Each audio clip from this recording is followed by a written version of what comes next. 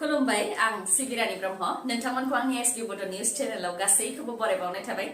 नोंथांमोननि थाखाय आं गोदान मोनसे भिडिअ लानानै फैबावबाय अन्नानै भिडिअखौ जोबजासिम नायलांदो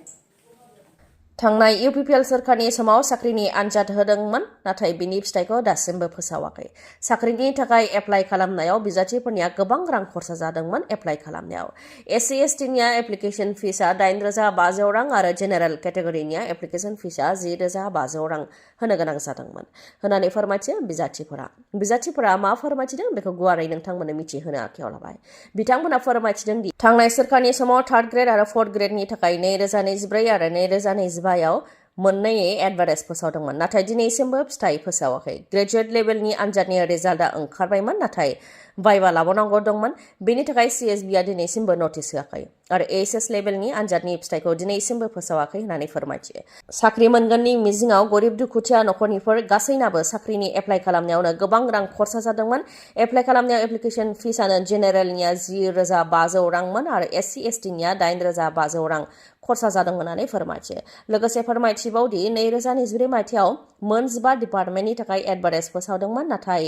मोन 15 डिपार्टमेन्टनि थाखाय आलदा-आलदायै आइपिअ दाननो गोनां जादों आरो बेनि थाखाय गुबुन-गुबुन जायगा गुवाहाटी धुबरी आरो गुबुन-गुबुन गोजान-गोजान जायगानिफ्राय लाबोनो गोनां जादोंमोन होननानै फोरमायथियो थांनाय सोरखारखौ रागा जोंनानै लाइमोनफोरा जेरैबायदि सिफायदों जुदि दानि सोरखारा बे प्रसेसखौ थाबैनो गासैबो मावफुंनानै होआबा बे एमएलए इलेक्शनाव दानि सोरखारखौबो खालामनो हागौ बेनिखायनो दानि गभर्नमेन्ट बा हाग्रामा महिलारिखौ खावलायो जाहाथे साख्रिनि आद्रा थानाय खामानिफोरखौ सिएसबिनि गेजेरजों मावफुङो होननानै खावलायो बिजाथिफोरा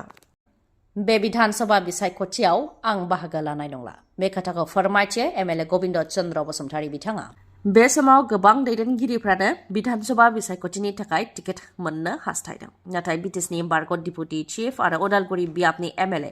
गबिन्द चन्द्र बसुमतारी बिथाङा जानो गोनां बिधानसभा बिसायख'थियाव बिसायख'थि गेलेनाय नंला नाथाय बिथाङा एमएलए जानायनि उनावबो मानो बे खेबाव गेलेनाय नंला बेखौ लानानै बिथाङा मा फोरमायथिदों बेखौ मिथिहोनो आखायाव लाबाय बिथाङा फोरमायथिदों दि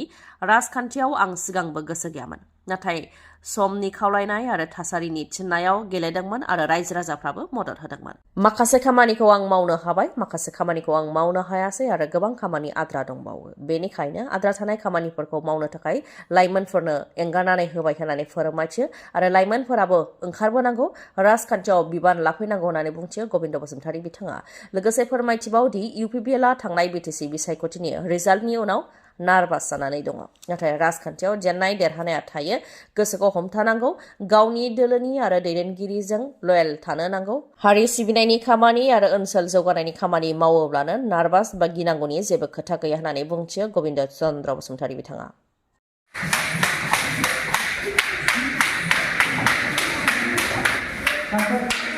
गोजोनथाव खौरां जोंनि साब्रै बर' फिसाफ्रा 18थि कालारिपाया 2 चेम्पियनशिप 2026 आव बाहागो लानो थांगोन बेनिखायनो गासैबो जोंनि रायजो राजाफोरनिफ्राय आशीर्बाद बा बोर सारस्रिनायखौ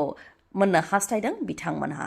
फोरमायथिनो गोनांथि 18थि कालारिपाया 2 चेम्पियनशिप 2026 बे गेलेनाया केरेलायाव गभर्नमेन्ट सेक्रेटारियेट तिरुवनन्तपुरमनि साखाथियाव थानाय सेन्ट्रेल स्टेडियामाव जागोन फैगौ 27, 28 आरो 29 मार्चआव जागोन बेनि थाखाय 24 मार्चआवनो रावना होलांगोन बिथांमोनहा जाय बिथांमोनहा 18थि कालारिपाया 2 चेम्पियनशिप 2026 बादायलायनायाव बाहागो लानो थांगोन बिथांमोननि मुङा फारियै युवराज कुमार ब्रह्म जाफुंसार ब्रह्म लब ब्रह्म आरो सोमदोन बसुमतारी गासै साब्रै बिथांमोनहा थांगोन बिथांजों लोगोसे कच बिलु कुमार ब्रह्म बिथाङाबो थांफागोन आसामनिफ्राय गासै 62 प्लेयार आरो कचफ्रानो बेयाव बाहागो लाहैगोन बे 18थि कालारिपाया 2 चेम्पियनशिप 2026 आव सायख'जानायनि उनाव मेघालयआव 2027 आव जानो गोनां 39थि नेशनेल गेम्सआव गेलेनो खाबु मोनगोन सोरखारनिफ्राय गनायथि मोनखानाय बे गेलेनाया नेशनेल लेभेलाव देरहानाय बिथांमोना क'क्राझार जिल्लानिखौ लाफानानै गासै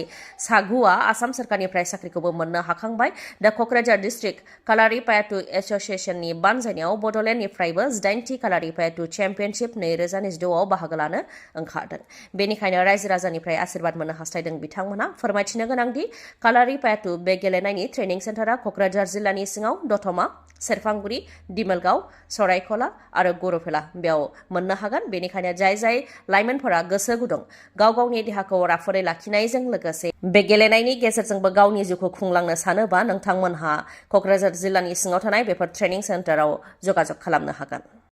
आसाम सोरखारनि डिपार्टमेन्ट अफ स्कुल इडुकेसननिफ्राय नटिस फोसावदों। फोरोंगिरिनि मिउचुएल ट्रेन्सफारखौ लानानै नटिस फोसावदों।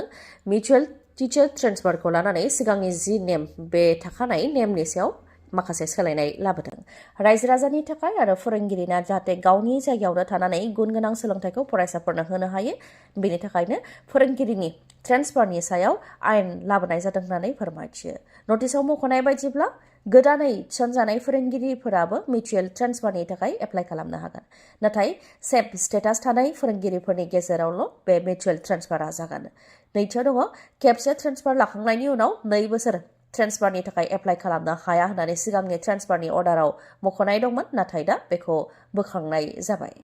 1 नं गसाइगाव बिधानसभा बियाबाव समाज सिबियारि मुस्रि सागर बसुमतारी बिथाङा बिपिएफ दोलोनिफ्राय बिजाथि मोननो हास्थायनायखौ नुनो मोननाय जादों। गसाइगाव ओनसोलनि सुबुंफोराबो सागर बसुमतारी बिथांखौ गोबां हेफाजाब होनायखौ नुनो मोननाय जादों आरो बिजाथि महरै मोननो हास्थायनायखौबो नुनो मोननाय जादों। मानोना सागर बसुमतारी बिथाङा समाज सिबिनायाव गोलाव समनिफ्रायनो खामानि मावबोदों, जेरै दुलाराय बाथौ आफादजों थानानै बिथाङा खामानिखौ मावबोदों। बेनि अनगायैबो अमृतपुर ब्रह्म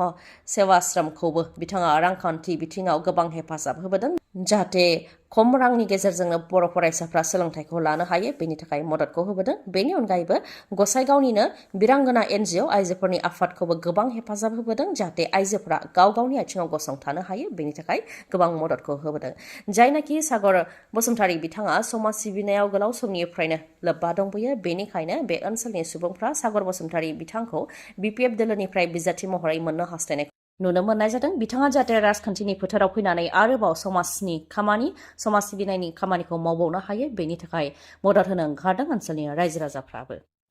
मैयानि सानाव अरुणोदय 3.0 नि गेजेरजों आसामनि 40 लाख आइजोफोरनि बेंक एकाउन्टआव 9,000 राङै सोनानै होदों आसाम सोरखारनिफ्राय। आसामनि गिबि मन्त्रि डक्टर हेमन्त बिश्व शर्मा बिथाङा बेखौ गुवाहाटीनिफ्राय मैया बेखेवनानै होदों आरो बेखेवनाय लोगो लोगोनो गासै आसामनि 40 लाख आइजोफोरनि बेंक एकाउन्टआव 9,000 राङै हाबदों। बेनि अनगायैबो दिनैनि सानावबो सीएम आत्मनिर्भर असम अभियाननि गेजेरजों नैथि किस्ति हिसाबै 1 लाख रांनि चेकखौ सोनानै होगोन। गिबि किस्तिनि 1 लाख रांखौ गासै 25,000 मुलाम्फायारिफोरा मोननो हादोंमोन। 25,000 मुलाम्फायारिनि मादाव नैथि किस्तिनि थाखाय 13,000 सायख'जानो हादों। दा बिथांमोननो दिनैनि सानाव 1 लाख रांनि चेकखौ गथायगोन आसामनि गिबि मन्त्रि डक्टर हेमन्त बिश्व शर्मा बिथाङा। फैबाय थानाय बिधानसभा बिसायख'थिखौ लानानैबो आसामनि गिबि मन्त्रि डक्टर हेमन्त बिश्व शर्मा बिथाङा फोरमायथिदों दि आं फ्राय 1200 किल'मिटार गिदिंथिंबाय, रायजो राजाफोरजों 14 घन्टा थादों आरो आं रायजो राजाफोरनिफ्राय ओरैबायदि आशीर्बाद मोनदों, जाय आशीर्बादखौ आसामनि रावबो सीएमआ मोनाखै जानो हागौ, बेखौ बुंथियो बिथाङा। रायजो राजाफ्रा भटखौ होनो हागौ, नाथाय आं आशीर्बाद मोनदों होननानै फोरमायथियो। आंनि फारनै आखायाव 10 लाख आइजोफोर आरो उन्दै उन्दै गथ'साफोरा हमनानै आशीर्बाद होदों। बेनि अनगायैबो आंनि खर'आव 1 लाख बैसो जानाय आइजोफोरा आखाइ होनानै आशीर्बाद होदों होननानै फोरमायथियो आसामनि गिबि मन्त्रि डक्टर हेमन्त बिश्व शर्मा बिथाङा आरो फैगौ 15 अक्ट'नि गेजेरावनो बिजाथिफोरनि गिबि लिस्टखौ फोसावनानै होगोन होननानैबो फोरमायथियो डक्टर हेमन्त बिश्व शर्मा बिथाङा। बरपेटायाव थानाय Fakhruddin Ali Ahmed medical college and हस्पिटालनि मुंखौ सोलायबाय। आसाम केबिनेटआव बेखौ सोलायनो थांखि लाबाय। Fakhruddin Ali Ahmed medical college and हस्पिटालनि सोलायै Barpeta medical college and hospital गोदान मुं होबाय आसाम सोरखारा। दिनैनि भिडिअआ एसेनोसै। गाबोन आरो गोदान भिडिअजों लोगो मोनफिनबावगोन। नोंथाङा दासिमबो आंनि चेनेलखौ साबस्क्राइब खालामाखैबा अन्नानै साबस्क्राइब खालामदो, लोगोसे लाइक, कमेन्ट आरो शेयार खालामनो दाबाव। गोजोन्थों।